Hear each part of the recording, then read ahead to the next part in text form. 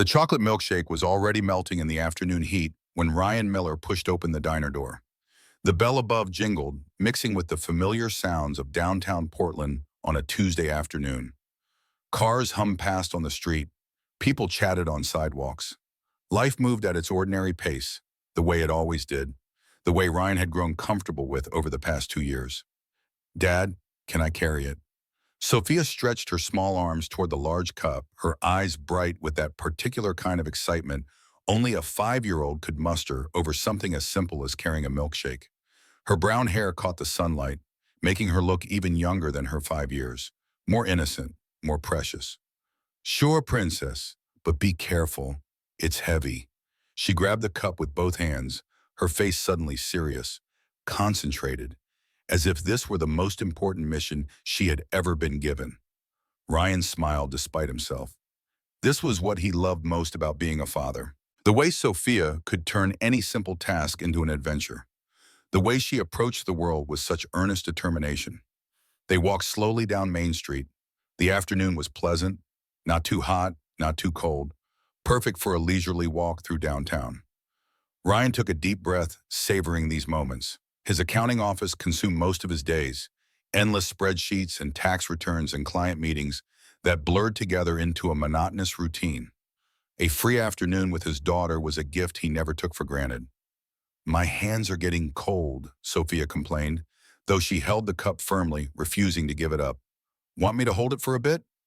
"No need, I can do it myself. Always independent, always stubborn." Ryan recognized that trait immediately.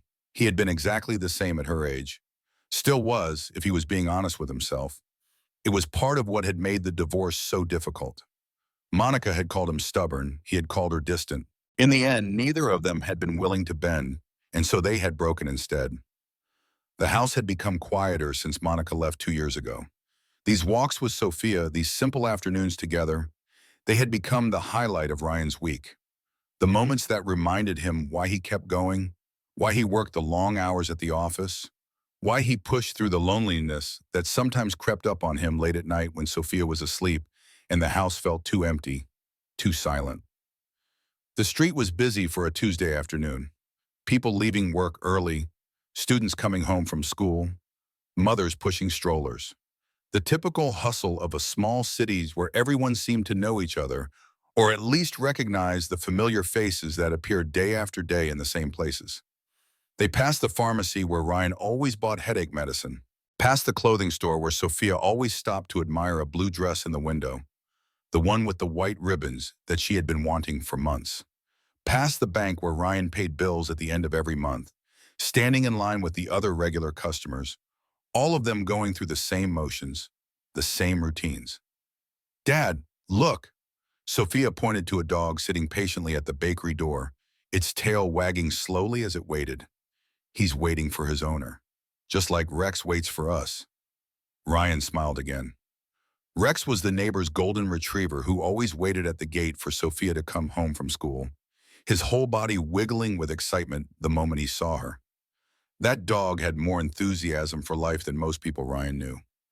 "That's right, dogs are loyal like that. When I grow up, I want a dog just like Rex. One day we'll get you a dog, I promise." It was an afternoon like many others, simple, peaceful, unremarkable. The kind of afternoon that would fade into memory, forgotten among all the other ordinary days. Ryan had no way of knowing that in less than 60 seconds, everything would change. That his entire understanding of his life, his family, his past, would be shattered completely. Sophia stopped so abruptly that Ryan almost tripped over her. The milkshake wobbled dangerously in her small hands, threatening to spill all over the sidewalk. "Careful, love. What's wrong?"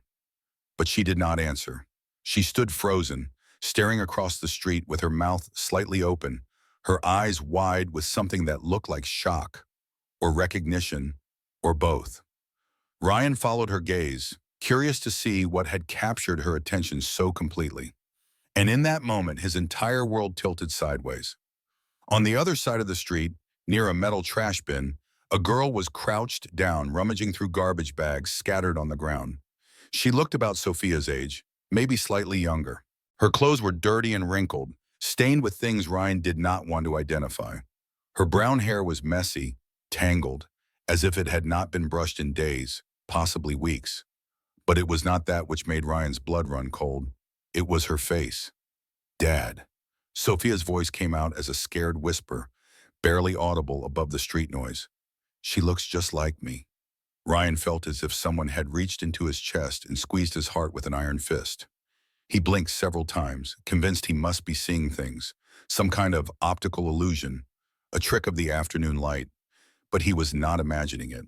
The girl across the street had the exact same face shape as Sophia, the exact same light brown hair, though filthy and matted, the exact same small upturned nose, the exact same curve of the lips.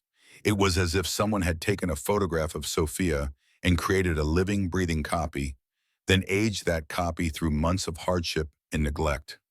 Ryan felt his legs grow weak.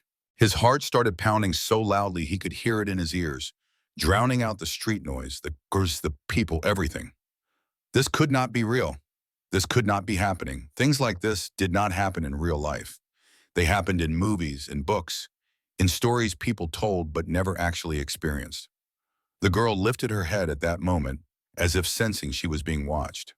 When her eyes met Sophia's across the busy street, she froze completely, her body going rigid like a frightened animal. Ryan saw the same shock pass across her face, the same expression of absolute surprise that Sophia wore. For several seconds that felt like an eternity. The two girls simply stared at each other in complete silence. It was as if they were looking at a living mirror, a reflection that moved independently, that existed separately but somehow belonged to them. Dad, are you seeing this?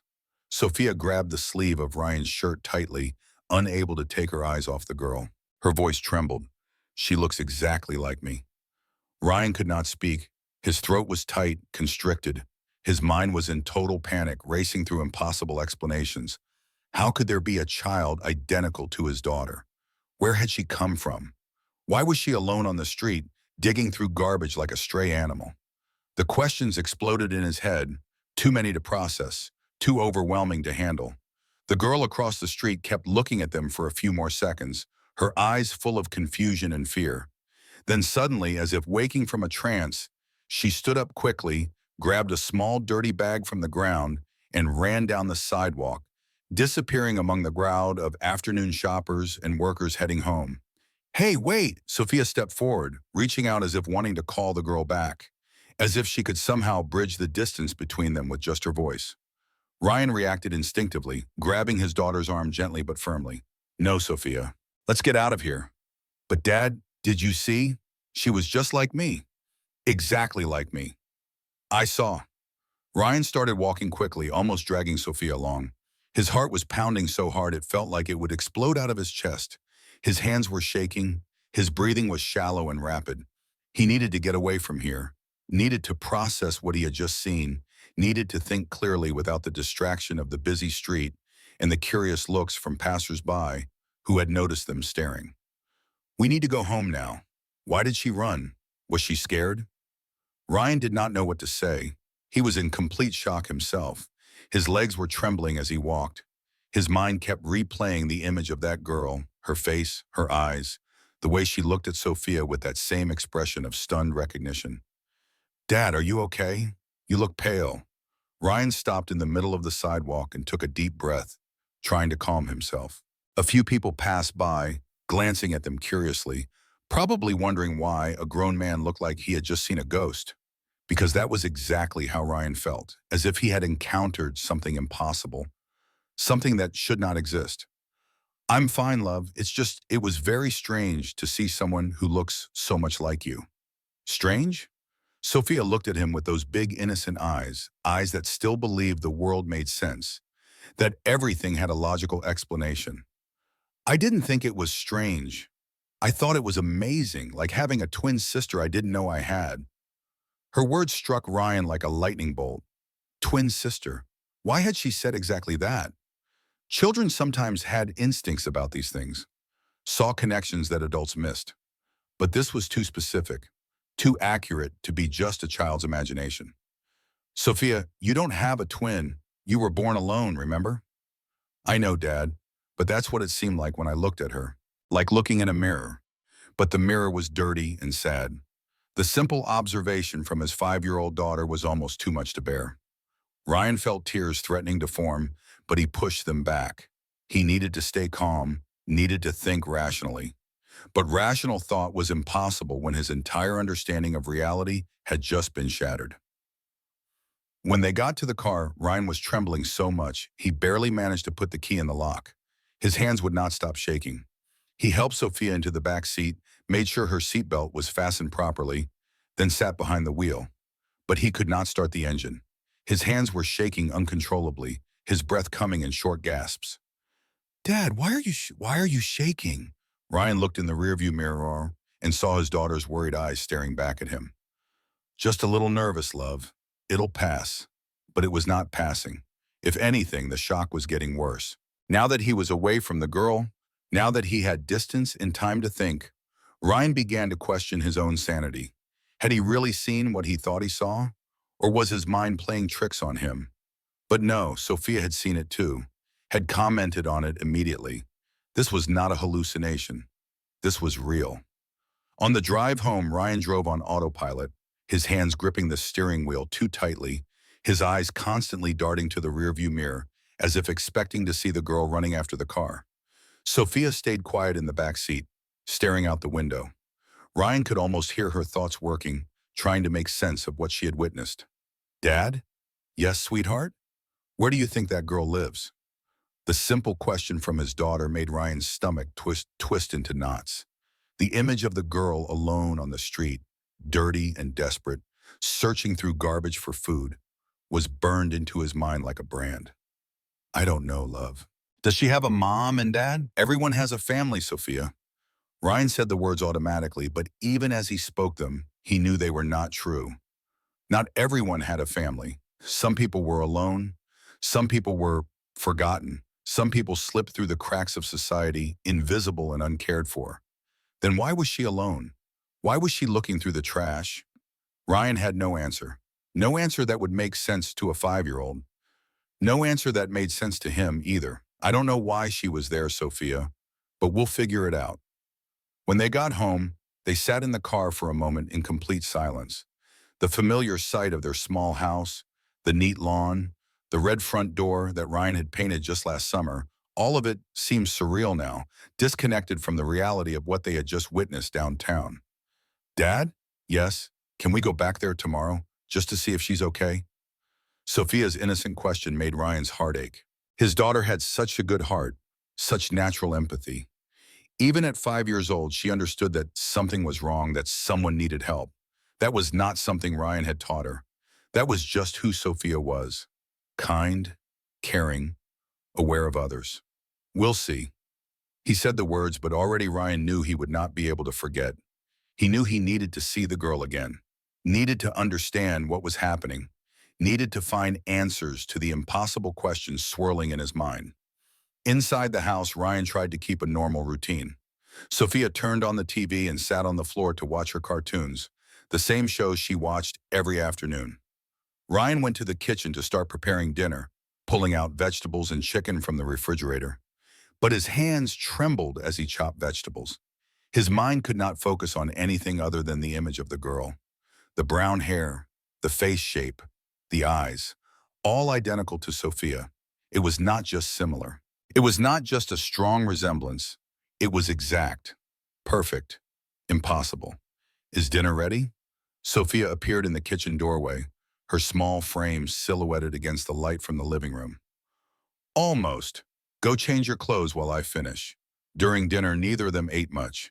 Sophia stirred her food on the plate, clearly lost in thought, her usual chatter absent. Ryan picked at his own meal, appetite completely gone. "Dad?" "Yes, love." "Why did that girl look so much like me?" The question Ryan had been waiting for. The question he dreaded. Because he had no good answer. No answer that would not lead to more questions, more confusion, more impossibilities. Sometimes people look alike, love. It happens. But she didn't just look like me. Sophia put down her fork, her expression serious, far too serious for a 5-year-old. It was like looking in a mirror. Exactly the same. Her hair, her eyes, her face shape. Even the way she was crouching was just like mine when I play in the garden. Ryan felt a chill run down his spine. Sophia was right. The resemblance was not just physical. There had been something about the girl's posture, her movements, that had seemed familiar in a way Ryan could not explain. Maybe she was born on the same day as you, Ryan offered weakly, knowing how absurd it sounded even as he said it. Can people born on the same day look alike? Sophia's innocent question hit Ryan like a physical blow, because suddenly he realized he did not know when the girl had been born, did not know anything about her except that impossible, undeniable resemblance. I don't know, sweetheart, but we can find out. How? Ryan looked at his daughter's hopeful face and made a decision that would change everything. Tomorrow we'll go back. We'll find that girl and we'll ask her. That night, after putting Sophia to bed, after reading her 2 stories and promising they would look for the girl tomorrow, while Ryan sat alone in the living room. The TV was on, but he was not watching it. His mind had gone back to 5 years ago, to the day Sophia was born. He remembered arriving at the hospital with Monica in the middle of the night. She had started having contractions after dinner, strong and close together. They had rushed to the hospital, both of them nervous and excited. Ryan remembered the drive through the empty streets, how every red light had seemed to last forever, how Monica had gripped his hand so tightly it hurt. At the hospital, Ryan remembered waiting outside the delivery room for what felt like hours. The doctors had said it might take a while, that first babies often took their time. Monica had suddenly insisted he go get coffee. You look exhausted, she had said. Go get some coffee. This might take a while. He had reluctantly agreed, not wanting to leave, but trusting her judgment. When he returned, less than an hour later, Sophia had already been born. Monica was in bed, holding the baby in her arms, but she had looked different, strange.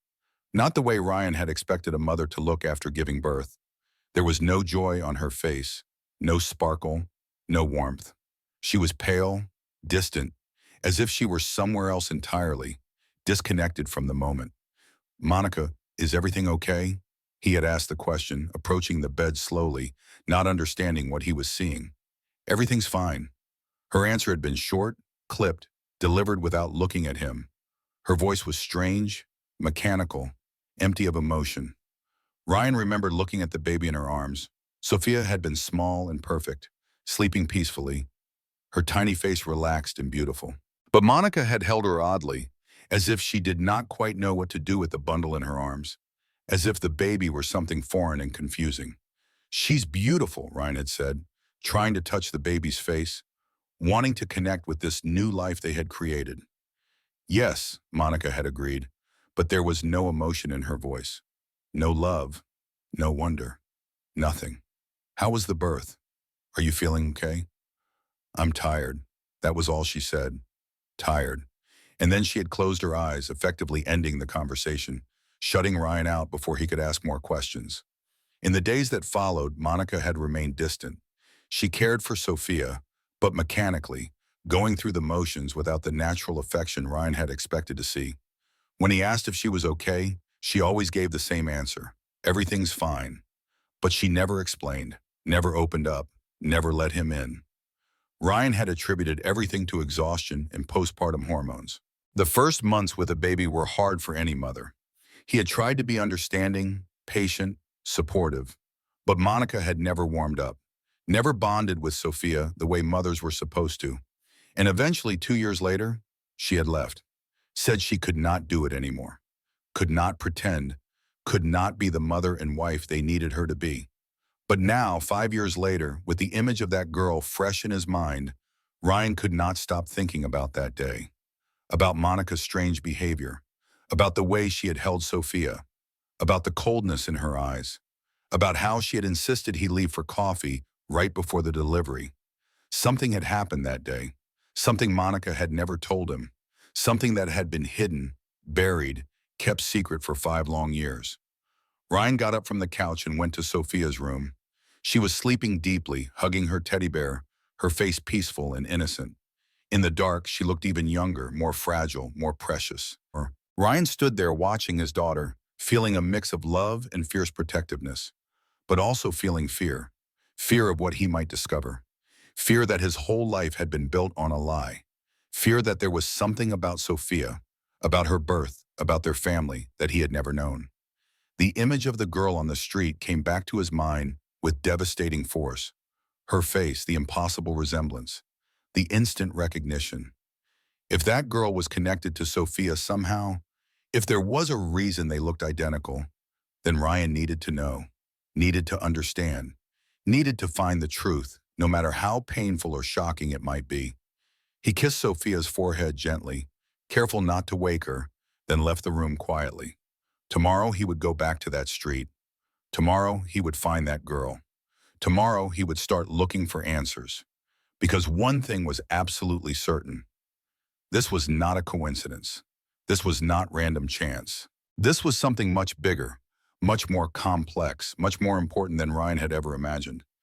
And whatever the truth was, whatever secrets had been kept from him, he was going to uncover them. For Sophia's sake, for his own sake, and for the sake of that mysterious girl who looked exactly like his daughter. Ryan barely slept that night. Every time he closed his eyes, he saw the girl's face. Saw her crouched by the trash bin, searching for food like a stray animal. Saw the shock in her eyes when she looked at Sophia. Saw her running away, disappearing into the crowd, lost and alone and afraid. He lay awake in the darkness, listening to the quiet sounds of the house, the hum of the refrigerator, the distant sound of a car passing on the street, the creak of the house settling. Normal sounds, familiar sounds, but nothing felt normal anymore. Nothing felt familiar. His entire world had shifted, and Ryan did not know how to shift it back. At 6 in the morning when the alarm went off, Ryan had been awake for over an hour staring at the ceiling, his mind racing with questions and theories and fears. He got up, showered, dressed in clothes he barely noticed choosing, went downstairs and made coffee, the familiar morning routine feeling strange and distant. Sophia came down a little after 7, still in her pajamas, rubbing her eyes sleepily. "Morning, Dad. Morning, Princess. Want some pancakes?" "Yes, please." Ryan made pancakes, going through the motions automatically while his mind was elsewhere. Sophia ate slowly, not her usual chatty self, clearly still thinking about yesterday. When she finished eating, she looked up at Ryan with those big, serious eyes. "Dad, are we really going to look for that girl today?" Ryan took a deep breath. This was it.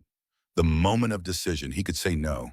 Could tell Sophia they needed to forget what they saw. Could try to return to their normal life, their safe routine. But he knew that was impossible. The image of that girl was burned into both their minds, and neither of them would be able to forget. Neither of them would be able to move on without knowing the truth.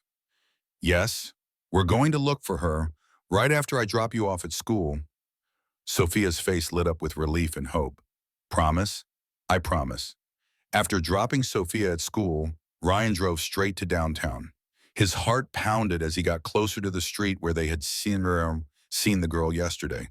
Part of him hoped she would not be there, hoped that yesterday had been some kind of strange anomaly, a one-time occurrence that would never be repeated. But another part of him, the larger part, needed to see her again, needed to confirm that what he had seen was real, needed to start finding answers. He parked across the street from where they had spotted the girl and stayed in the car for a few minutes, watching the morning activity. The street was busy with people going to work, shops opening their doors, vendors setting up their stalls. Life carrying on as usual, everyone caught up in their own routines, their own concerns, completely unaware of the mystery that had taken over Ryan's entire world. There was no sign of the girl. Ryan waited for almost an hour, his eyes scanning every face, every figure, every movement on the street. With each passing minute, he began to think maybe she would not come back. Maybe yesterday was just a coincidence. Maybe she had only been passing through. Maybe he would never see her again. He was about to give up and drive to work when he finally saw her. She appeared from a side street, walking slowly, looking around carefully as if checking for danger. She wore the same dirty clothes as yesterday, the same messy hair, carried the same small worn bag. When she reached the trash bin where Ryan had first seen her, she crouched down and began rummaging through the garbage bags, her movements practiced and efficient, as if this were something she did every day, as if this were normal. Ryan's heart clenched. This little girl, probably only 5 years old, living on the streets, searching for food in trash bins. How long had she been doing this? Where were her parents? Why was no one taking care of her? He got out of the car, his legs shaky, his heart pounding. He had bought some sandwiches and a bottle of water on the way, more by instinct than planning. Now, seeing the girl searching for food in the trash as if it were the most normal thing in the world, he was grateful he had done so. Ryan crossed the street slowly, careful not to startle her. When he was a few meters away, he cleared his throat softly to get her attention. The girl lifted her head quickly, eyes wide with fright. When she saw Ryan approaching, her whole body tensed like an animal ready to run. "Hey, easy. I'm not going to hurt you. I promise." She did not run, but she did not relax either. She just stood there, frozen, watching him with extreme caution, clearly calculating whether she could outrun him if necessary. Ryan could see the intelligence in her eyes, the survival instinct that had kept her alive on the streets. "You must be hungry. I brought some food. Want some?" He showed her the bag with sandwiches and the bottle of water. The girl's eyes locked on the bag immediately, and Ryan could see the hunger there, oh, and desperate. But she still hesitated, torn between need and distrust. This child had learned to be careful, had learned that adults could not always be trusted. "It's safe, just sandwiches, ham and cheese, and there's a bottle of water too." Ryan put the bag on the ground and took several steps back, giving her space, showing he was not a threat. The girl watched him carefully for another long moment, then slowly, very slowly moved forward. She picked up the bag and opened it, seeing the sandwiches wrapped carefully and the cold bottle of water inside. "Thank you." Her voice was quiet, almost a whisper. It was the first time Ryan had heard her speak. Her voice was delicate, soft, but there was a maturity there that did not match her apparent age. It was the voice of someone who had grown up too fast, who had seen too much, who had lost too soon. "My name is Ryan. What's yours?" She looked at him for a long moment, as if deciding whether she could trust him enough to share her name. Then, still holding the bag of food close to her chest protectively, she answered, "Emma, I'm 5 years old." The confirmation of her age hit Ryan like a punch to the stomach. 5 years old, exactly the same age as Sophia. And now that he was closer, the physical resemblance was even more striking, even more disturbing. The shape of her eyes, the curve of her eyebrows, even the way she tilted her head slightly when she spoke, all identical to his daughter. "Emma is a very pretty name. Do you live nearby?" She shook her head.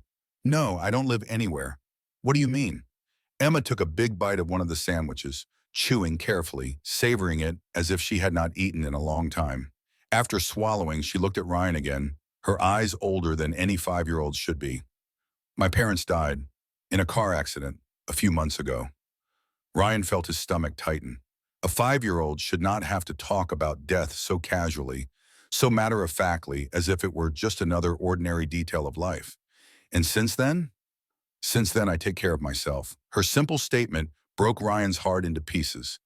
This child, this tiny 5-year-old girl, had been taking care of herself for months, living on the streets, finding food in trash bins, sleeping wherever she could, completely alone in a world that had forgotten her. "Is there no one else? Grandparents, uncles, anyone in your family?" "No, my parents didn't have much money, so we didn't know many people. No relatives nearby.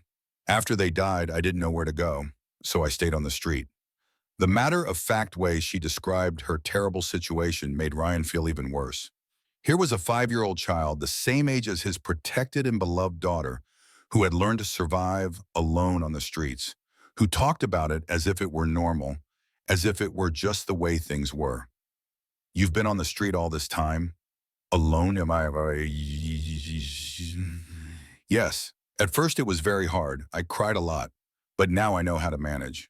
I know where to find food, where to sleep when it's cold, where to hide when there are bad people."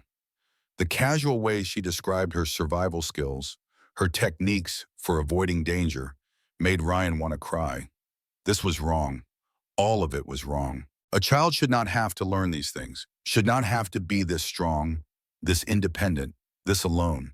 A child should not have to take care of herself. But I can. I'm strong.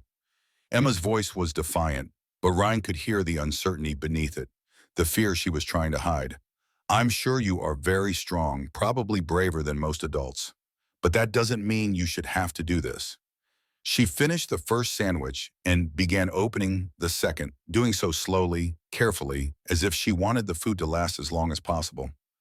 Ryan noticed her hands trembling slightly. From hunger, or cold, or fear, he could not tell. Probably all three. Emma, can I ask you a question? She nodded, still chewing. Do you have a safe place to sleep? A place where no one bothers you? Sometimes. I find good places, under bridges or in abandoned buildings. There's an old house I sometimes sleep in, but only when no one else is there. She avoided looking at him directly, and Ryan knew there was more to the story. Knew that finding safe places to sleep was probably much harder than she was making it sound.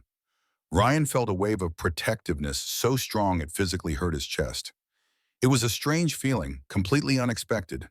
He barely knew this girl, had just learned her name, but something deep inside him screamed that he needed to protect her. Maybe it was the impossible resemblance to Sophia. Maybe it was just basic human decency reacting to a child in danger. Or maybe it was something deeper, something mysterious, something he could not yet understand. Listen, Emma, what if you had a place to stay? A really safe place with food every day and a warm bed? Her eyes widened with surprise and suspicion. What kind of place? My house. I have a daughter your age. Her name is Sophia. Emma stopped eating completely and looked at him with deep distrust, her survival instincts kicking in. Why would you do that? You don't even know me. It was an extremely fair question, showing intelligence and caution that broke Ryan's heart. A 5-year-old child should not have to be this wary of adults offering help, because every child deserves a safe place to sleep and food on the table. And because you remind me a lot of my daughter. You look very similar. Emma processed this information silently, finishing the second sandwich while thinking. Ryan could see the gears turning in her mind, weighing risks and possibilities, trying to decide if she could trust this stranger. Would your daughter want me to stay at your house? I would have to ask her first. But knowing Sophia, I think she would. She has a very big heart. And if she doesn't want me, then we'll find another way to help you. But at least you would have a warm, safe place to sleep for one night. Emma opened the bottle of water and took a long sip, always watching Ryan carefully, evaluating him, trying to read his intentions. Finally, she spoke. You don't know me. How do you know I can be trusted? What if I steal something?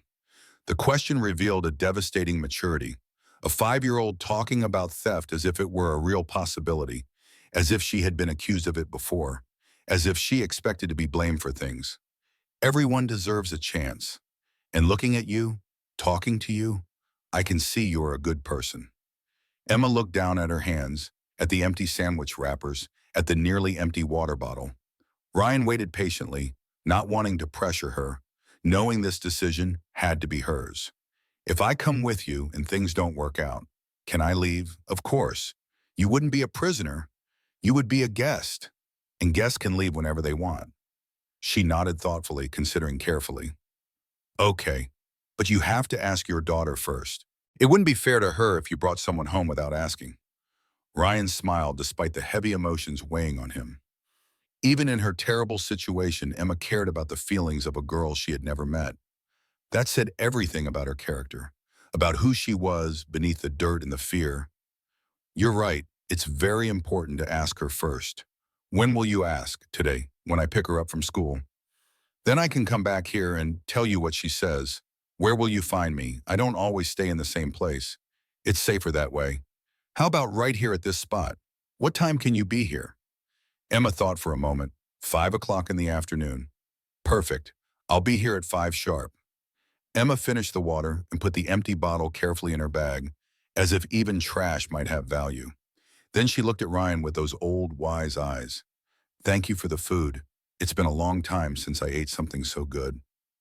You're welcome, Emma. Ryan stood up slowly, not wanting to make any sudden movements that might scare her. Emma, yes, if you change your mind about all this, it's okay. I won't be upset, but I really hope to see you here at 5. She gave a small smile, the first genuine smile Ryan had seen since meeting her. It was a shy smile, tentative, but there was hope in it. I'll be here. Ryan walked back to his car, his mind reeling from the conversation. When he looked in the rearview mirror, he saw Emma still standing there, holding her bag, watching him leave. There was something in her posture, something in the way she stood, that reminded him so strongly of Sophia that it took his breath away. On the way to his office, Ryan could barely focus on the traffic. His mind was completely consumed by Emma, her story, her impossible situation, her devastating maturity, and especially the absolutely unexplainable resemblance to Sophia. Same age, same face, same mannerisms. It could not be coincidence. There had to be an explanation. There had to be a connection, and Ryan was going to find it. At the office, he tried to work, but it was useless. He stared at his computer screen without processing anything, his mind going over and over the conversation with Emma, the way she had looked at him, the hope and fear mixed in her eyes. His phone buzzed with a text message. It was from his assistant, reminding him about a client meeting in an hour. Ryan stared at the message for a long moment, then made a decision. He called his assistant. "Cancel all my appointments for today. Something urgent has come up. Is everything okay, Mr. Miller? Family matter, I'll explain later." He hung up before she could ask more questions. Because this was a family matter, even if he did not fully understand why yet. Emma might be a stranger, but she was connected to his life somehow. Connected to Sophia. Connected to secrets Ryan needed to uncover. The rest of the morning passed in a blur. Ryan tried to keep busy, tried to distract himself, but nothing worked. He kept checking his watch, counting down the hours until he could pick up Sophia from school, until he could have the conversation that would determine what happened next. When it was finally time, Ryan drove to Sophia's school, his hands gripping the steering wheel tightly, his heart pounding with nervous anticipation. How do you explain to a 5-year-old child that there is another child who looks exactly like her living on the streets? How do you prepare your daughter for something this strange, this impossible? Sophia ran out of the school building when the bell rang, her backpack bouncing on her shoulders, her face bright with the innocent joy of a child who still believed the world was mostly good and safe. "Dad!" She climbed into the car, chattering immediately about her day, about the game they played in gym class, about the drawing she made in art. Ryan let her talk, let her excitement wash over him, knowing that in a few moments he would have to bring up something that would change everything. "Sophia, remember the girl we saw yesterday? The one who looked like you?" Sophia stopped mid-sentence, her expression becoming serious immediately. "Of course I remember. How could I forget? She looked exactly like me." "I found her this morning." Sophia immediately perked up, turning in her seat to look at her father. "Really? You found her? Is she okay? What's her name?" "Her name is Emma. And Sophia, she's not in a very good situation." "What do you mean?" Ryan chose his words very carefully, knowing this conversation would shape how Sophia saw the world, how she understood fairness and justice and compassion. "She doesn't have a family like ours, no home to live in, no parents to take care of her." Sophia was quiet for a moment, processing this heavy information. When she spoke again, her voice was small, uncertain. "But she's only 5, just like me. How can she live all alone? She's very brave and very smart. But you're right, 5 years is very young for someone to have to take care of themselves." "That's so sad, Dad. She must be scared at night." Ryan felt his heart swell with pride for his daughter's natural empathy, her immediate understanding of another's suffering. "Probably yes, and I was thinking about something. I wanted to know what you think." "What? How about if Emma stayed with us for a few days? At least until we can find a better, more permanent place for her." Sophia did not hesitate for even a second. "Of course, Dad, she's alone, right? And 5 years is way too young to be alone on the street. Where would she sleep?" "In the guest room. She would have a bed, food, a safe and warm place. And could she play with my toys?" Ryan smiled despite the heavy emotions weighing on him. "If she wanted to, of course. Dad, we have to help her. You can't leave a kid sleeping on the street." Sophia's spontaneous generosity never failed to amaze Ryan. This was who his daughter was, and caring, quick to help others. Monica might have left, but she had left behind something precious in Sophia's character. "So you agree? You won't mind having someone else in the house?" "Why would I mind? The house is big enough, and she needs help. Besides, she looks like me, so she must be a nice person." Ryan laughed, a real laugh that broke through the tension. You have an amazing heart, Sophia. So when are you going to pick her up? I arranged to meet her at 5. To give her the answer, can I go with you? Better not this time. She's still a little wary of adults and might get scared with too many people at once. How about I bring her home and you can meet her here? Okay, but tell her I'm really excited to meet her. During the rest of the drive home, Sophia asked dozens of questions about Emma. What was she like? What did she enjoy? Could she read? Did she like cartoons? Ryan answered what he could, but had to admit he did not know Emma very well yet. You'll have plenty of time to get to know each other. At home, Sophia immediately ran to the guest room and started tidying it up. She placed an extra pillow on the bed, organized some books on the nightstand, and picked out some toys to share. Do you think she'll like dolls, Dad? I think she'll like whatever you want to share with her. What if she's hungry when she gets here? We need to have food ready. Ryan watched his daughter prepare to welcome Emma as if she were organizing a party, and felt his throat tighten with emotion. The contrast between the two situations was painful to think about. Sophia in her safe, loving home, Emma alone on the street. But maybe, just maybe, today that difference would begin to change. At exactly 5 o'clock, Ryan parked in the usual spot. His heart was racing as he searched for Emma on the busy street. For a moment, he feared she had changed her mind and would not show up. But then he saw her. She was sitting on the curb a few feet from the trash bin, holding her small bag in her lap.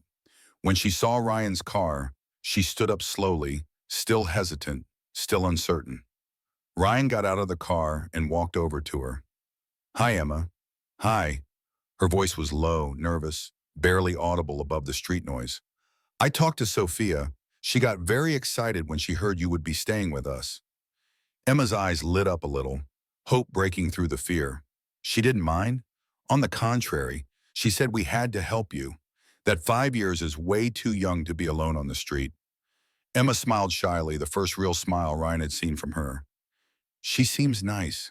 She is very nice, and she's looking forward to meeting you. Ryan paused, letting Emma take her time, letting her make the final decision without pressure. So what do you think? Do you want to come with me? Emma looked at the bag in her hands, then at Ryan, then back at her bag. Finally, she took a deep breath. If I come with you and it doesn't work out, can I really leave? Of course, you can leave whenever you want. No one is going to force you to stay.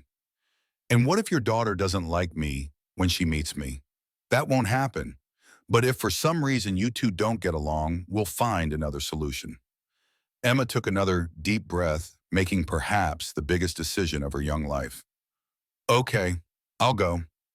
On the way home, Emma stayed quiet in the back seat, looking out the window with intense attention, taking in everything. Ryan tried to make conversation, but noticed she was too nervous to talk much.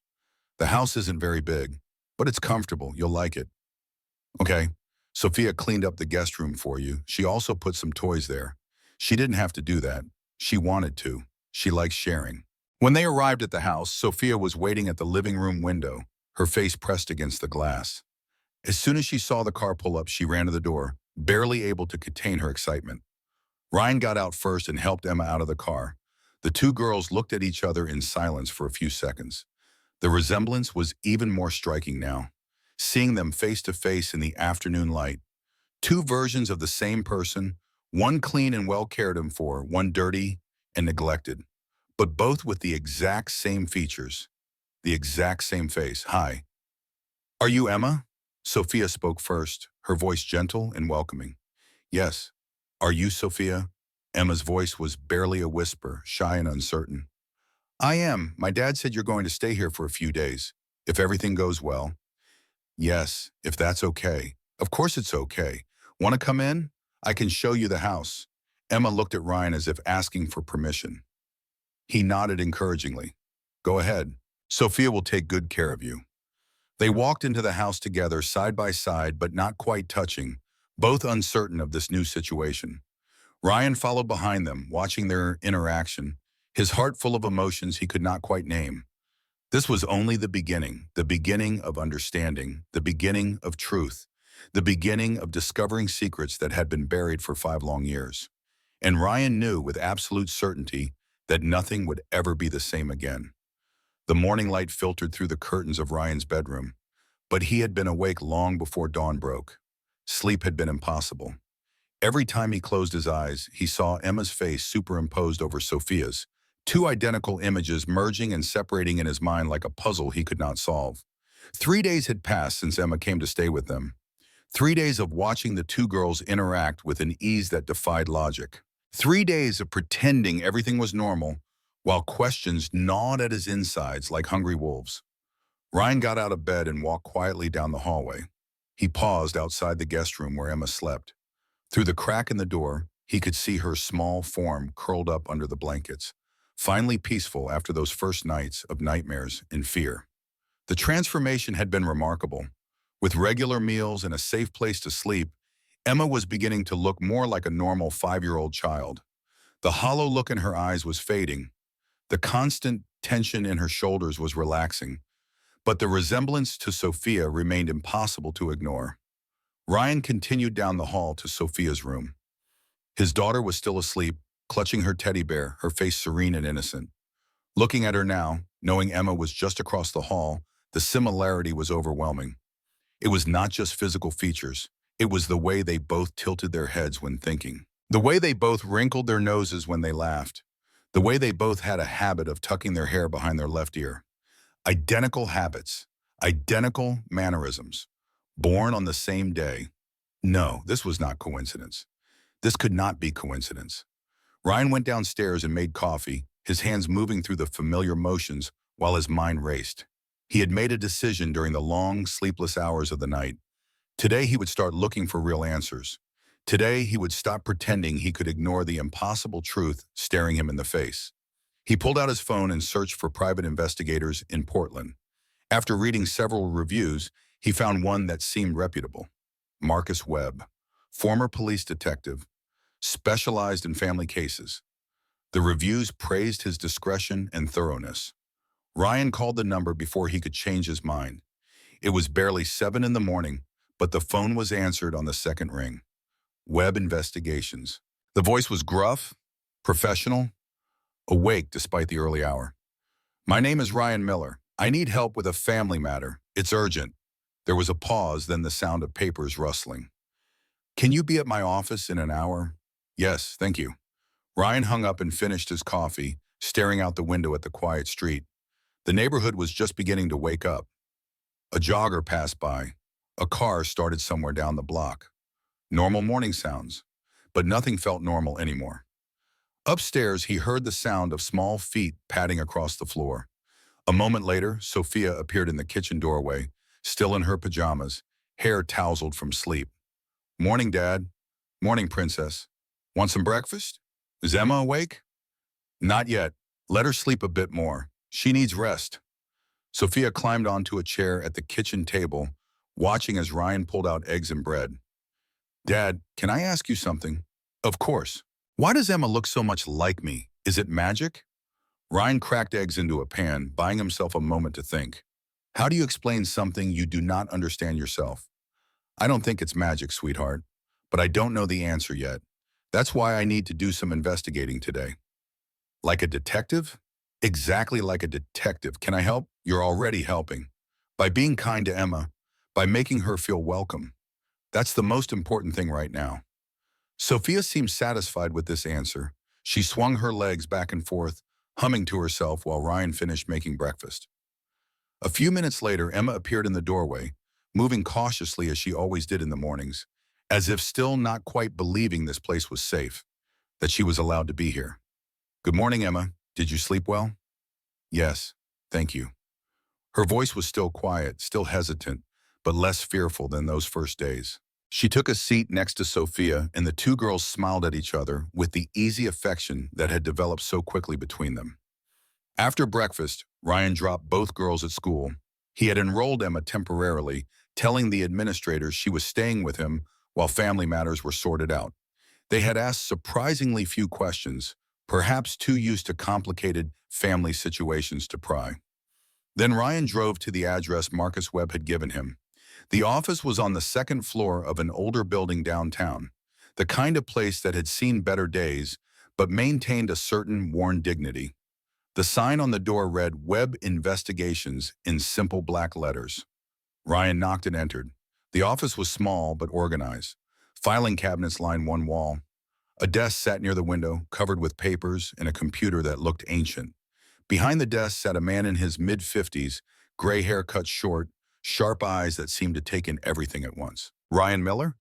Yes. Thank you for seeing me so quickly. Marcus Webb gestured to a chair across from his desk. Ryan sat down, suddenly unsure how to begin. How do you explain something that sounds impossible? Tell me about your family matter. Webb's voice was neutral, professional, giving nothing away. Ryan took a deep breath and decided to just start talking. I have a daughter, Sophia. She's 5 years old. 3 days ago, we found another girl on the street. Her name is Emma.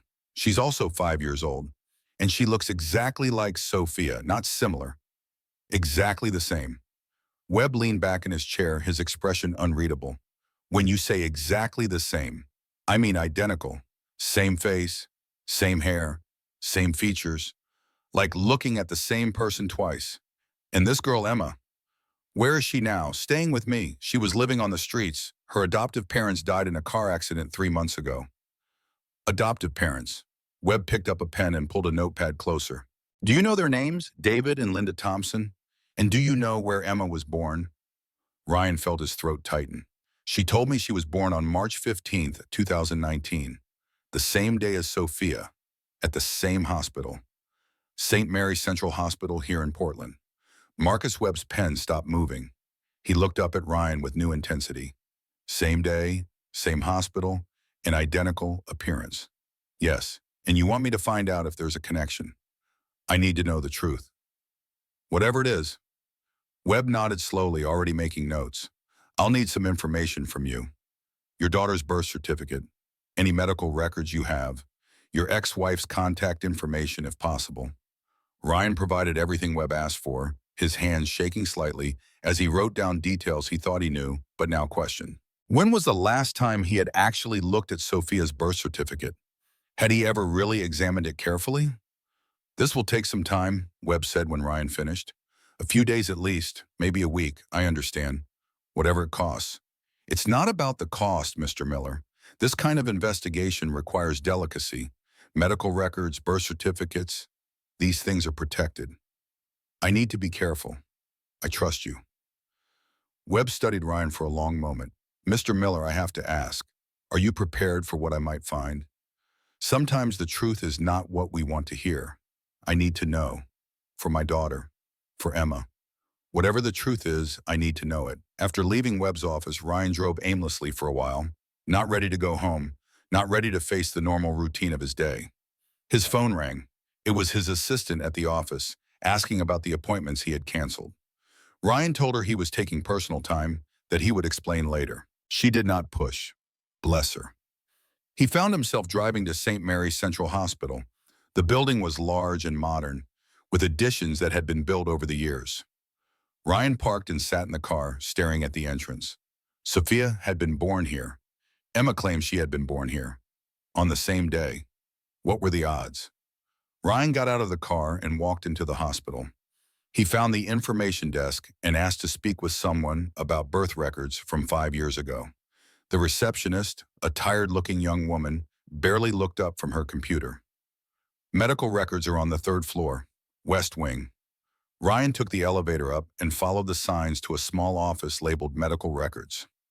Inside, a middle-aged woman sat behind a desk piled high with papers and folders. She looked up as he entered. Can I help you? I need information about a birth that occurred here 5 years ago, March 15th, 2019. The woman sighed, already shaking her head before Ryan finished speaking. Sir, we had a fire 3 years ago. We lost most of our physical documentation prior to 2021. The digital backups from that time period were also compromised. Ryan felt his stomach sink. Everything was lost? Unfortunately, yes. It was a significant fire in the basement storage area where we kept older files. Some documents that were stored in other departments at the time survived, but most of the obstetrics records from that period were destroyed. Is there anyone who worked here then who might remember? Any nurses or doctors from the maternity ward? The woman thought for a moment, her fingers drumming on the desk. There are a few long-term staff members still here. Donna Hayes is one. She's been in maternity for over 20 years. She works the afternoon shift, starts at 2. Ryan glanced at his watch. It was barely 11. 3 hours to wait. Thank you, I'll come back. He left the hospital and found a coffee shop nearby. Ordered a sandwich he did not eat and coffee he barely tasted. His mind kept circling back to Monica, his ex-wife, the woman he had been married to for 6 years before she left. How much did she know? What had she kept from him? They had met at a friend's party 8 years ago. Monica had been beautiful, charming, seemingly interested in Ryan's quiet, stable life. They married quickly, perhaps too quickly. Ryan remembered thinking at the time that he was lucky that someone like Monica would choose someone like him. The pregnancy had been a surprise, but not unwelcome. Monica had seemed happy at first, made plans for the nursery, bought baby clothes, acted the way expectant mothers were supposed to act. But as the due date approached, something had changed. She became withdrawn, distant, refused to talk about her feelings. And after Sophia was born, Monica had never really bonded with their daughter. Ryan had told himself it was postpartum depression, had urged her to see a doctor. But Monica refused, said she was fine, said everyone needed to stop worrying. And then, 3 years later, she had simply left, said she could not do it anymore, could not pretend to be the mother and wife they needed her to be. Those had been her exact words. Could not pretend. At the time, Ryan had thought she meant she could not pretend to be happy in their married vow. But now, sitting in this coffee shop with cold coffee and an uneaten sandwich, he wondered if she had meant something else entirely. At 1:30, Ryan drove back to the hospital. He went to the maternity ward and asked for Donna Hayes. A young nurse pointed him toward the break room. She's on her lunch break, but she should be out in about 15 minutes. Ryan waited in the hallway, watching nurses and doctors move past with practiced efficiency. The maternity ward was cheerful, decorated with pictures of babies and encouraging slogans about new beginnings. But Ryan felt nothing but dread. At 10 minutes to 2, a woman in her late 50s emerged from the break room. She had gray hair pulled back in a neat bun and wore scrubs decorated with tiny footprints. Her face showed the kind tiredness that came from years of long shifts and emotional work. "Excuse me, are you Donna Hayes?" The woman turned, a polite smile on her face. "Yes, can I help you? My name is Ryan Miller. I need to talk to you about a birth that happened here 5 years ago, March 15th, 2019. Donna's expression did not change, but Ryan saw something flicker in her eyes. Recognition? Fear? He could not quite identify it. "I'm sorry, but I can't discuss patient information without proper authorization. Please, it's about my daughter and another child. I just need to understand what happened that night." Donna looked around the hallway as if checking to see who might be listening. Then she lowered her voice. "I can give you 5 minutes. In the break room. But if anyone asks," we never spoke. They went back into the break room, which was blessedly empty. Donna sat down heavily in one of the plastic chairs and gestured for Ryan to sit across from her. Up close, Ryan could see the stress lines around her eyes, the way her hands trembled slightly. "What do you want to know?" Ryan pulled out his phone and showed her a picture of Sophia and Emma standing together, taken just yesterday in the backyard. In the photo, the resemblance was undeniable. They looked like mirror images. Donna's face went pale. She stared at the photo for a long moment, then looked up at Ryan with something like horror in her eyes. "Where did you get this picture?" "These are both my daughters. At least, I think they are. The one on the left is Sophia. I've raised her since birth. The one on the right is Emma. I found her living on the street 3 days ago. They were both born on March 15th, 2019. Here at this hospital." Donna closed her eyes and Ryan saw her take a deep, shaking breath. When she opened her eyes again, there were tears in them. "I knew this day would come. I knew eventually someone would figure it out." "Figure what out?" Donna stood up and walked to the door, checking again to make sure no one was nearby. Then she came back and sat down, leaning forward with her hands clasped tightly. "What I'm about to tell you could cost me my career, could send me to prison. But looking at that picture, knowing one of those little girls was living on the street, I can't keep silent anymore." Ryan felt his heart hammering against his ribs. "Tell me, your wife, Monica Miller, she gave birth here on March 15th, 5 years ago. But she didn't give birth to one baby. She gave birth to twins. Two identical girls." Ryan felt the world tilt sideways. He gripped the edge of the table to steady himself. That's not possible. I only have one daughter. I know what the records say. I helped alter them. Donna's voice was barely above a whisper now. Monica didn't want both babies. I don't know why. She never explained. But after the birth, after I told her she had two healthy baby girls, she looked at me with the coldest eyes I've ever seen and said she only wanted one. Ryan could not breathe, could not think, could not process what he was hearing. What happened to the other baby? Donna wiped her eyes, tears now flowing freely down her face. There was another woman in the hospital that night. Sarah Chen. She was 17 years old. She had just lost her baby, stillborn. She was devastated, crying, completely broken. And I made a terrible decision. I gave Monica's second baby to Sarah, told her it was a miracle, told her God was giving her a second chance. I falsified the paperwork, made it look like Sarah had given birth to a living baby. And Monica let you do this? Monica insisted on it. She said if I didn't help her, she would do something worse. She said she would make sure one of the babies disappeared. I was scared of what she might do, so I did what she asked. I gave the second baby away. Your daughter, Emma. Ryan stood up abruptly, the chair scraping loudly against the floor. He walked to the window, staring out at the parking lot without seeing it. His mind was reeling, trying to reorganize 5 years of memories, 5 years of lies. Why didn't you tell anyone? Monica threatened me, said if I ever told, she would say I had stolen her baby, that I had committed kidnapping. And I was scared, scared of losing my job, scared of going to prison. So I stayed quiet and I tried to forget, but I never could. Ryan turned back to face her, anger rising like a wave. You let my daughter be given away like she was nothing. You helped my wife abandon her own child. I know. I know what I did was wrong. But at the time, I thought I was saving that baby's life. I thought Sarah would give her a good home. And she did, didn't she? For 4.5 years, Emma had a mother who loved her. Until Sarah died and Emma ended up on the street. Donna covered her face with her hands, sobbing. I didn't know, I swear, I didn't know what happened to them. I never followed up. I was too afraid.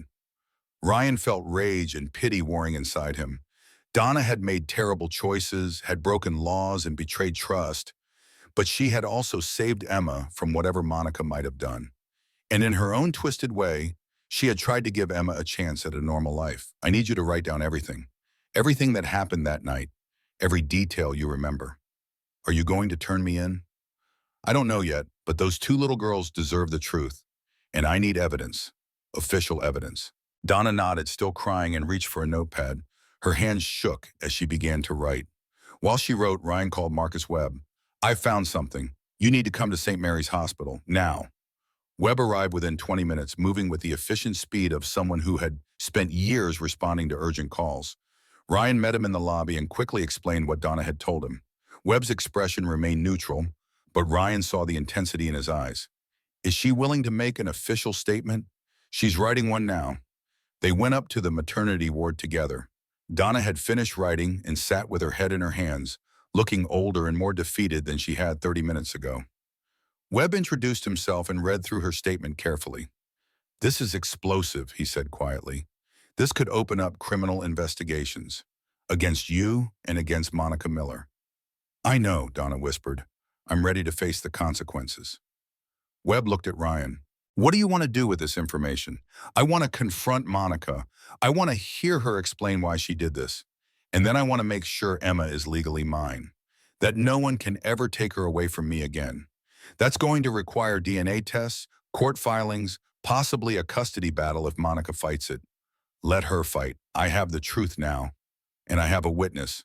Webb nodded and carefully folded Donna's statement, placing it in his jacket pocket. I'll start the legal process. But Mr. Miller, you need to prepare yourself. This is going to get messy. Monica could claim all sorts of things, could try to discredit Donna, could try to deny everything. I don't care. Those two little girls in that picture deserve to know they're sisters. They deserve to grow up together. And I deserve to be a father to both of them. That evening, Ryan picked up both girls from school and took them to get ice cream. He watched them sitting side by side at the small table, licking their cones and giggling over some shared joke. They looked so happy, so innocent, so completely unaware of the bomb that was about to explode their world. How do you tell a 5-year-old that her mother gave away her twin sister? How do you explain that level of betrayal, that depth of cruelty? Ryan did not have those answers yet, but he knew he would have to find them soon. His phone buzzed. A text from Marcus Webb, just 3 words. Found Monica's address. Ryan stared at the message for a long moment. Then he typed back, "I'll go tomorrow." That night, after putting both girls to bed, Ryan sat in his office and stared at the wall. Tomorrow he would drive to Seattle. Tomorrow he would confront his ex-wife. Tomorrow he would demand answers to questions that had been buried for 5 years. But tonight he went to check on his daughters. Both of them. He stood in the doorway of the guest room and watched Emma sleep, her face peaceful now, no longer haunted by the fear that had marked her when he first found her. Then he crossed the hall to Sophia's room, where his daughter slept with her arms wrapped around her teddy bear. 2 little girls, identical twins, separated at birth by a mother's cold choice and a nurse's desperate compromise, but not separated anymore. Never separated again. Ryan made a silent promise to both of them. Whatever happened tomorrow, whatever ugliness came to light, whatever fights lay ahead, he would protect them. He would fight for them. He would make sure they had the childhood they deserved, the family they should have had from the beginning. Tomorrow the truth would finally come out. But tonight his daughters were safe, both of them, under his roof, under his protection. And that, at least, was something worth holding on to. The drive to Seattle took 3 hours, but it felt like 3 minutes and 3 lifetimes all at once. Ryan's hands gripped the steering wheel so tightly his knuckles had gone white. His mind replayed the conversation with Donna Hayes over and over, each repetition making the truth feel more real and more impossible. Monica had given away their daughter, had looked at 2 newborn babies and chosen one while discarding the other like unwanted baggage. The woman he had married, the woman he had loved, had done something so cruel, so unthinkable, that Ryan could barely reconcile it with the person he thought he knew. But then again, he realized now he had never really known Monica at all. Marcus Webb had offered to come along, but Ryan had refused. This confrontation needed to be private. This was between him and Monica, between a father who had been lied to and a mother who had committed the unforgivable. The address Webb had found led Ryan to a nice neighborhood in suburban Seattle. Tree-lined streets, well-maintained homes with manicured lawns, the kind of place where people jogged in the mornings and watered their gardens in the evenings, the kind of place that looked perfect from the outside. Monica's house was a 2-story colonial with blue shutters and flower boxes under the windows. A silver sedan sat in the driveway. Through the front window, Ryan could see movement inside. She was home. He sat in his car for several minutes, gathering courage, organizing his thoughts. What would he say? How do you begin a conversation like this? Finally, he got out and walked to the front door, each step feeling heavier than the last. He rang the doorbell. Footsteps approached from inside. The door opened, and there she was. Monica, looking almost exactly as she had 2 years ago when she left. Blonde hair pulled back in a ponytail, yoga pants and a loose sweater. She had always been beautiful, but now Ryan saw something in her face he had missed before. A coldness around the eyes, a hardness in the set of her mouth. Ryan. Her voice was shocked, confused. She glanced past him as if expecting to see someone else. What are you doing here? We need to talk. About Sophia and about Emma. He watched her face carefully. At the mention of Emma's name, something flickered across her expression. Fear, guilt, recognition.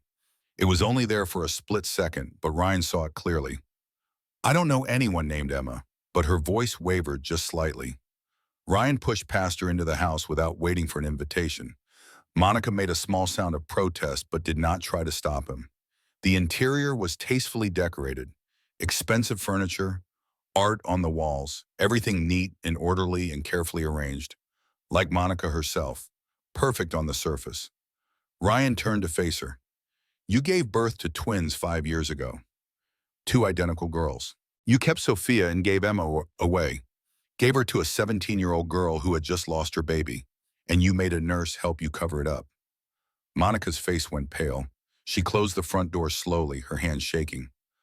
I don't know what you're talking about. Don't lie to me. Not anymore. I found Emma. She's been living on the street for 3 months. Her adoptive parents died in a car crash. Did you know that? Did you ever check on her? Did you ever wonder what happened to the daughter you threw away? Monica walked past him into the living room and sat down on the couch. For a long moment, she said nothing, just sat there with her hands folded in her lap, staring at the floor. When she finally spoke, her voice was quiet. How did you find out? The nurse, Donna Hayes, she told me everything. Monica laughed, but there was no humor in it, just bitterness. Of course she did. I knew she would eventually. Weak women always confess in the end. Ryan felt rage rising inside him like a physical force. He had to clench his fists to keep from shaking. Why? Why would you do that to your own child? Monica looked up at him, and Ryan saw something in her eyes he had never seen before. Not just coldness, not just hardness, but something close to hatred. Because I didn't want them, either of them. But I knew if I had no children, the divorce would be harder. I would get less in the settlement. So I kept one, the one born first, the one that seemed stronger. And I got rid of the other. You planned the divorce from the beginning? Monica stood up, her composure returning, her voice growing stronger. Of course I planned it. Why do you think I married you, Ryan? You were stable, boring, predictable. You had a good job, a decent income, prospects for the future, and you were so desperate for someone to love you that you never asked questions, never looked too closely. Each word was like a knife in Ryan's chest. But he forced himself to stay calm, to keep listening. So you never loved me. No, I never loved you, and I never wanted to be a mother. But I knew having a child would secure my financial future when I left. So I had one, not two. One was more than enough. What if I had been in the room when they were born? What if I had known there were two? Monica smiled, and it was the coldest smile Ryan had ever seen. That's why I made sure you weren't there. I sent you for coffee right before the delivery. Made sure you were gone when it happened. Donna was the only one who knew, and I made sure she would never tell. How? How did you make sure I threatened her, told her if she ever said anything, I would report her for kidnapping, for selling babies, for whatever I could think of. She was terrified, and she should have been. Ryan felt sick. The level of calculation, the depth of manipulation, the complete absence of empathy or remorse. This woman was a stranger. He had never known her at all. Emma has been living on the street, Monica. A 5-year-old child digging through trash for food, sleeping under bridges. Do you understand that? Do you care at all? Monica shrugged. I assumed the couple who took her would raise her properly. It's not my fault they died. She's your daughter. Ryan's voice rose despite his efforts to stay calm. She's your flesh and blood. She's Sophia's twin sister. And you talk about her like she's nothing, like she's garbage you threw away and forgot about. Because that's exactly what she is. A mistake I corrected, an extra burden I eliminated. Ryan stared at her, truly seeing her for the first time. Monica was not just cold or selfish or cruel. She was something worse. She was someone completely devoid of basic human compassion. And he had brought a child into the world with this woman. 2 children. I want you to sign papers, giving up all parental rights to Emma, making it official. Monica laughed again. Parental rights? I haven't had parental rights to that child for 5 years. As far as the law is concerned, she doesn't exist. Sarah Chen was her legal mother, not me. Then you won't mind signing a statement confirming that, admitting what you did? And why would I do that? Because if you don't, I'll make sure everyone knows what you did. Your new husband, your neighbors, your friends. I'll make sure the whole world knows you abandoned your newborn daughter. Monica's expression finally changed. The smugness disappeared, replaced by calculation. You can't prove anything. It's your word against mine. And who's going to believe you? A bitter ex-husband making wild accusations? I have Donna Hayes' written statement. I have the birth records she kept. I have DNA evidence proving Emma is my daughter. And I have a very good lawyer who's already filed paperwork with the courts. Monica stood very still, processing this information. Ryan could see her mind working, weighing options, looking for a way out. Finally, she spoke. What do you want? I want you to sign papers giving up any claim to Emma. I want you to admit in writing what you did. And I want you to agree never to contact either of my daughters again. Ever. And if I do this, what happens to me? That depends on whether you fight me. If you cooperate, I'll try to keep this quiet. Donna Hayes won't face criminal charges, and neither will you. But if you fight me, if you try to deny this or claim Emma somehow, I'll make sure every ugly detail comes out in court. I'll make sure everyone knows exactly what kind of person you are. Monica walked to the window and looked out at her perfect suburban street. Ryan watched her, saw her shoulders tense, saw her take several deep breaths. When she turned back, her face was carefully neutral. Fine, I'll sign whatever you want. But I have one condition. You are not in a position to make conditions. Yes, I am. Because if this goes to court, it will be ugly for everyone, including those two little girls. Do you really want them to know their mother gave one of them away? Do you want them to grow up with that knowledge? The words hit Ryan hard because Monica was right. How would he explain this to Sophia and Emma? How would they process this kind of rejection? What's your condition? You tell them I had severe postpartum depression, that I wasn't in my right mind, that I made a terrible mistake but thought I was doing what was best. You make me sick. Not evil. Ryan considered this. It was a lie, but it was a lie that might protect his daughters from an even more painful truth. Agreed, but you sign everything today. Right now. Monica nodded slowly. Ryan pulled out the papers Marcus Webb had prepared just in case. Monica read through them carefully, her face showing no emotion. Then she signed her name at the bottom of each page, her signature flowing and elegant, completely at odds with what she was signing away. There, it's done. She handed the papers back to Ryan. You know what's funny? I thought I was being smart, thought I had it all figured out. But looking at you now, knowing you're going to raise both of them, I realize I gave you something precious and kept nothing for myself. You had a chance to be a mother, to be part of something real, and you threw it away. No, Ryan, I never wanted it in the first place. That's the difference between us. You think family is everything. I think family is a trap. Then I feel sorry for you. Ryan turned and walked toward the door. Don't feel sorry for me. I have exactly the life I want. No responsibilities, no crying children, no messy emotions. I'm free. Ryan paused at the door and looked back at her one last time. You're not free. You're empty. And one day you'll realize the difference. He walked out, closing the door behind him, leaving Monica standing alone in her perfect, empty house. A week later, Ryan met with the district attorney to discuss Donna Hayes' case. He brought Marcus Webb with him for support.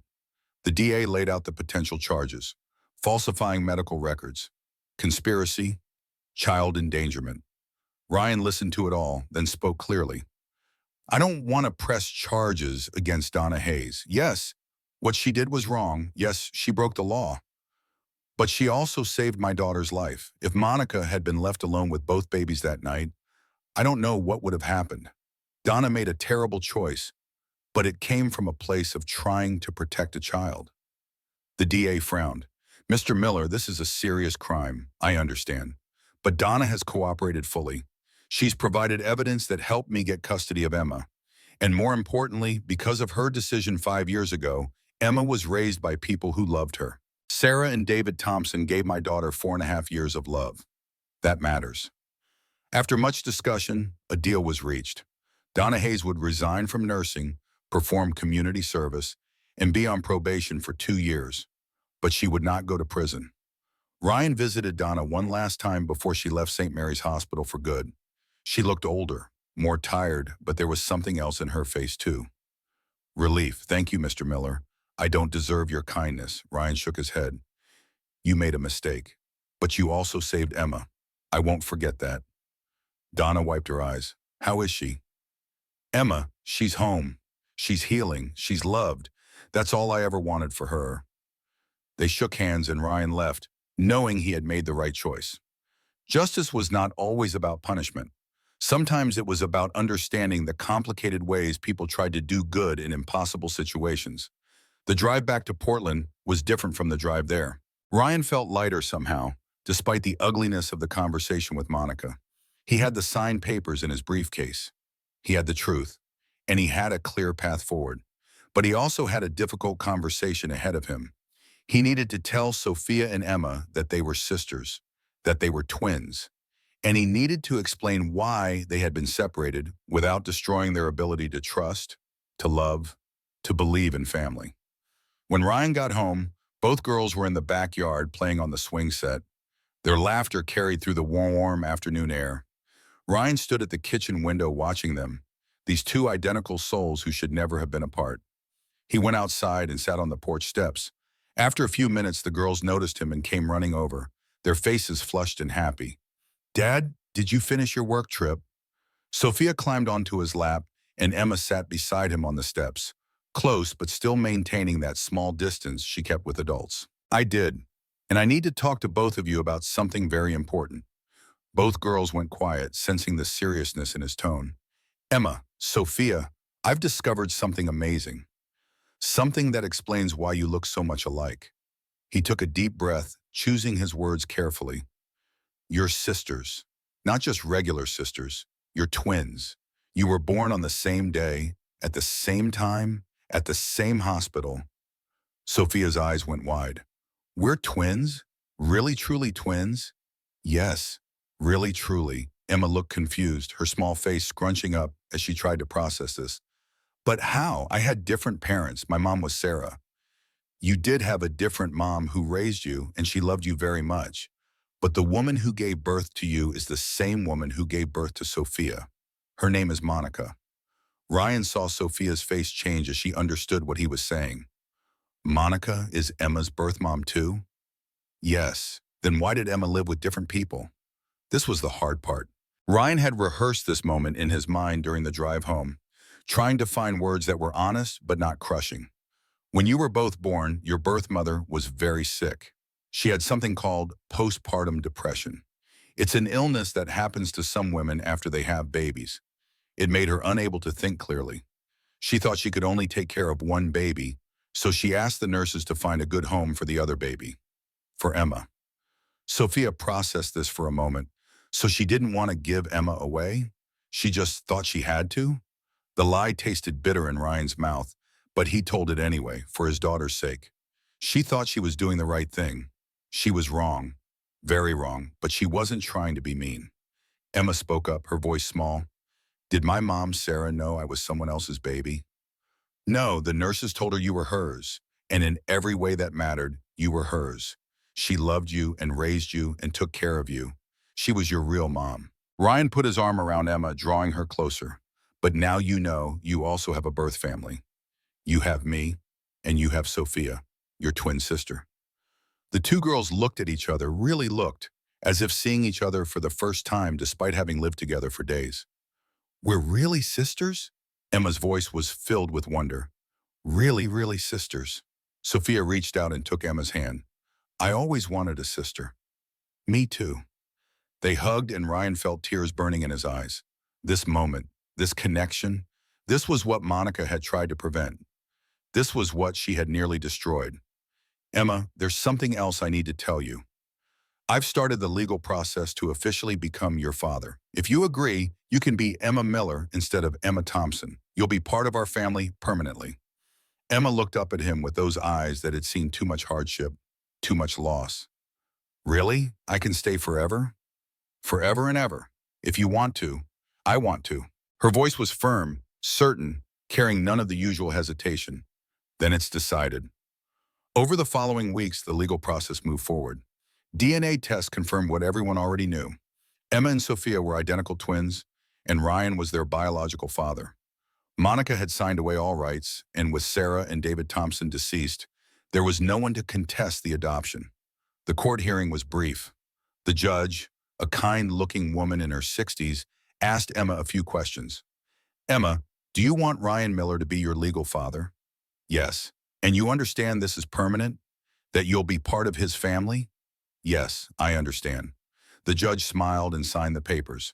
"Then by the power vested in me, I grant this petition. Emma Miller, welcome to your family." That evening, they celebrated with pizza and ice cream. Ryan let the girls stay up late, watching movies and eating popcorn.